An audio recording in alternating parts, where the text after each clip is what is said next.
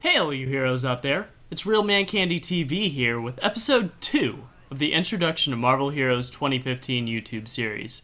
In this video we will cover all of the stats for your character and how those stats affect you, as well as all of the equipable items you will find to make you more unstoppable than the Juggernaut himself. Let's start off with the character stats. When you press the C button on your keyboard, you'll bring up the character tab. This shows you your equipped items, your inventory, your level, your character stats, as well as the currency that you currently have. So under the Hero tab, you'll see 6 main stats: durability, strength, fighting, speed, energy, and intelligence. Depending on what hero you have chosen, you will gain certain attributes as you level. For instance, Doctor Strange will end up with a lot of energy and intelligence at level 60, which is the level cap, while Colossus will have much more durability and strength. Now you're probably asking, what do each one of these attributes give you? Just hover over each one to see what bonuses are given. Now the numbers shown are what 1 point into this attribute gives, so multiply these values by the level of the attribute to calculate the final value. Click over to the Stats tab to get some really in-depth numbers on your hero. Here you will see defensive, offensive, and utility stats galore. Things like health regen, defense rating, dodge rating, and attack speed. And just like with attributes, hover over each stat to learn what it gives. This way you can learn how defense rating translates into damage reduction percentage, or how crit rating gives you a higher chance to do more damage. In episode 1 of this tutorial series, I stated that there are different damage types that you deal, like energy, mental, physical, ranged, or melee. So make sure that you're building the right damage category for your hero and your power build. Don't go collecting gear that adds tons of plus energy damage when you're Colossus banging on enemies with those fisticuffs and doing physical damage. Now some of the most frequent questions that I get asked are, what are crit attacks and brutal attacks? Crit attacks do increased damage compared to a regular attack, and are seen as orange numbers when you hit. You increase the chance you have to crit by building critical rating, and you increase the damage done on a critical hit by building critical damage rating. Now brutal attacks are essentially a crit of a crit, and are red numbers when you attack. You increase the effectiveness of brutals with brutal rating and brutal damage rating. What are the best stats for survivability? Now this is a hard question because there are many ways to gain tankiness, but for me the top 3 stats are number 1, health, number 2, defense rating, number 3, dodge rating. What are the best stats for damage? For me, number 1 would be damage rating, and this can be specific like energy or just general damage rating. Number 2, crit rating and crit damage rating. Number 3, brutal rating and brutal damage rating. Now these pointers are by no means the end-all be-all way to gear yourself, but it is a good place to start. And remember, there are diminishing returns on almost all stats, so try not to build extremely heavily into just one as you'll lose effectiveness. Now let's talk about equipment. Let's start with slots 1 through 5, which you can see here. And these are pieces of equipment that drop from enemies, and you equip them to increase your character's stats.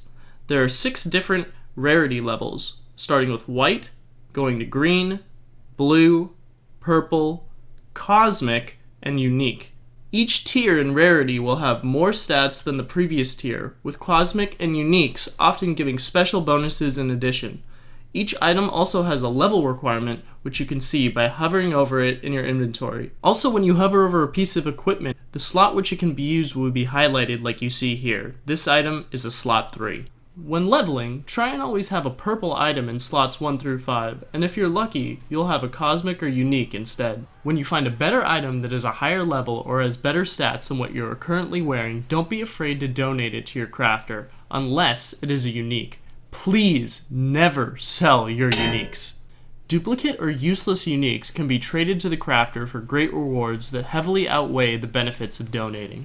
Here we have medals and medallions. These necklaces are found off of bosses that drop their specific medallion. They come in blue, purple, and cosmic rarities. Feel free to donate these if you're not using it, unless it is a cosmic level, as these are very rare.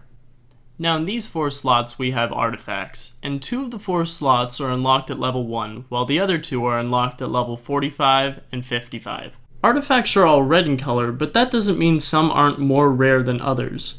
These items give great stat bonuses and sometimes special powers like teleportation.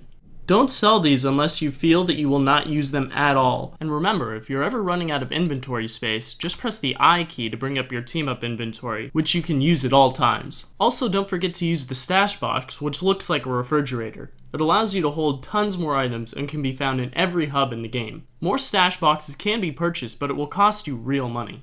In this slot we have relics. They are pink in color and are unlocked at level 20. There are over 10 different relic types and stack up to 1,000, so make sure to pick all of them up. Each individual relic gives minor stat increases, but having a large stack of them will give you a noticeable boost in power. Next we have rings. These are unlocked at level 25 and come in green, blue, purple, cosmic, and unique rarities. Find the ring that has the best stats for your hero, and if you are lucky enough to find a cosmic ring, hold on to it as it is worth a pretty penny when trading with other players. For now, unique rings are only able to be bought from special vendors or unlocked through doing PvP. Now we have Uruforge items, which are light purple in color and come in two variants, level 25 and level 50.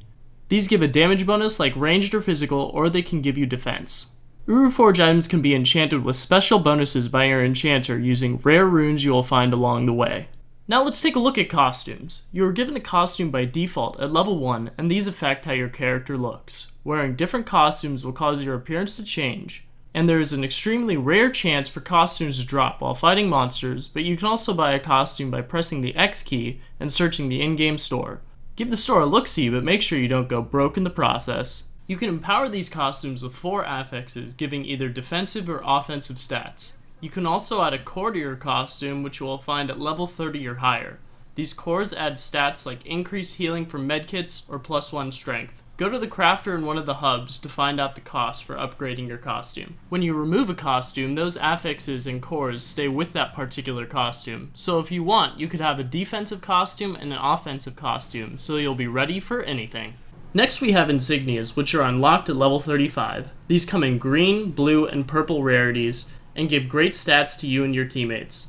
Purple insignias are very rare and worth quite a bit in trading, so make sure not to sell them. Finally we have legendary items, which are an orangish color and can be used at any level.